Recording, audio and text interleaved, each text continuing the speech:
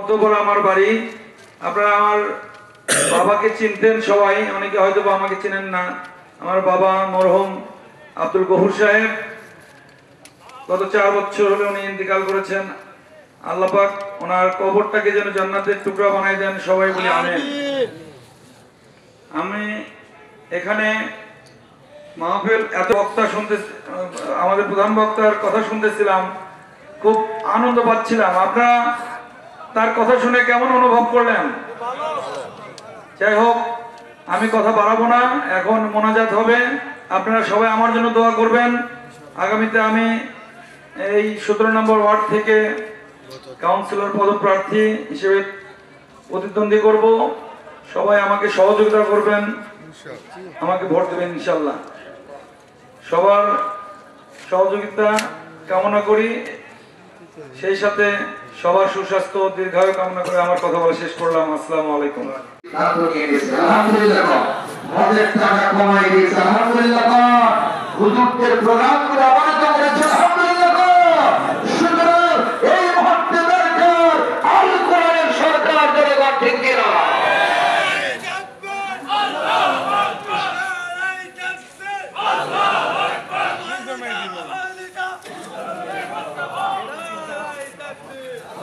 আমার ভাইরা, আমার কথা কি কষ্ট পাইলেন?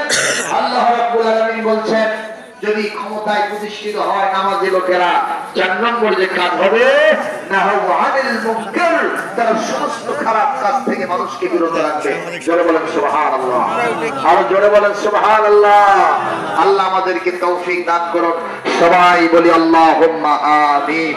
আমি আপনাদের সামনে কথা বলছিলাম, আমার নবী বলেন তো নেতা হিসেবে মানুষের পাশে গিয়া তিনি ছায়ার মতো বিপদগ্রস্ত মানুষকে তিনি সহযোগিতা করেন। সুবহানাল্লাহ।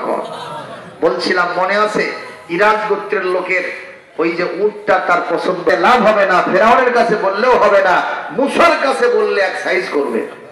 সুবহানাল্লাহ। হযরত এই মাটিডালিতে পরতোয়া নদী যেটা আছে, মাটিডালির পাশে আছে, এক সময় অনেক আগে ব্রিটিশ আমলে নাকি পরতোয়া নদীতে প্রশস্ত ছিল। সেই নদীতে খাওয়া ঘাট ছিল, নৌকো ছিল, নৌকাটা ছিল পূর্ব পাশে। এখন এই হুজুর সুফি সাহেব ফকির মাহমুদ সাহেব ওই পাশে যাওয়ার দরকার।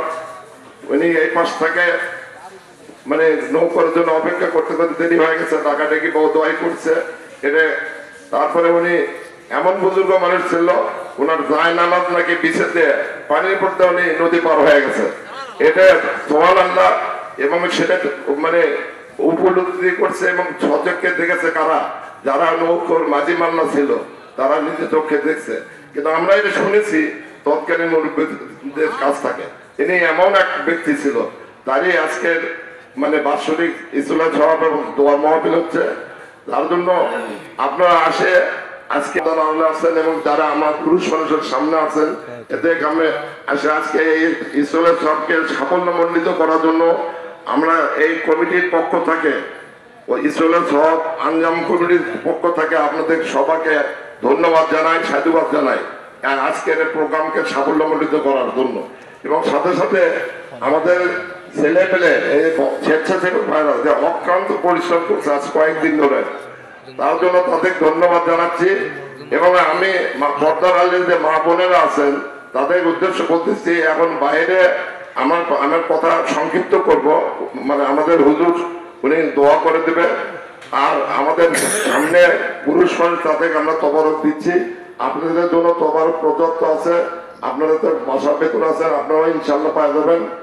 আর এর সাথে আরো বলি, আজকে যে এই যে আমাদের ইসলাম সব হচ্ছে, এটা আপনারা সবাই কম বেশি কেউ আর্থিক সাহায্য করেছেন, কেউ চাল দিচ্ছেন, ডাল দিচ্ছেন, অর্থ দিচ্ছেন এবং শারীরিক ভাবে মানসিক ভাবে সহযোগিতা করছেন। তার জন্য আমরা এই উদযাপন কমিটির পক্ষ থেকে সবাইকে মোবারকবাদ, সাধুবাদ জানাই এবং ধন্যবাদ জানাচ্ছি। আর আমি কথা বেশি বাড়াবো না। যাই হোক, আমার মনে হয় আপনারা আজকে হুজুর দেখলে কথাপত্র বললো হাদিস কোরআনে থাকে, মা বোনদের বলছে, আমাদের পুরুষ মানুষদের বলছে, আমরা সেটা অক্ষরে অক্ষরে ইসলামের পথে পতিত হব এবং পালন করবো আমরা ইনশাআল্লাহ। জীবনের সব গুনাহ খাতা মাফ করে মাসুম বেগুনা বানায়া আল্লাহ আমাদেরকে জান্নাতি হিসেবে কবুল করে বিদায় করে দেয়। রব্বুল আলামিন আজকের মাহফিল থেকে যা সওয়াব দিবেন, দরুদ ও সালাম সোনার মদিনায় নবী পাকের রওজা মুবারকে পৌঁছায় দেন। तमाम পৃথিবীর মাটির নিচে ইমানদার মুসলমান নরনারী যিনি যেখানে শুয়ে আছেন তাদের আরোহার পরে সওয়াব পৌঁছায় দেন। খাস করে আমাদের মাঝ থেকে বিদায় হওয়া জনম দুঃখিনী মা, আমাদের জনম দুঃখী আব্বা, দুনিয়া থেকে যাদের বিদায় হয়ে চলে গেছেন, বাবা মার কবরগুলিকে জান্নাতের টুকরা বানায় দেন। সবাই পড়েন রব্বির হামহুমা কামা রব্বায়ানি সগীরা। আয় আল্লাহ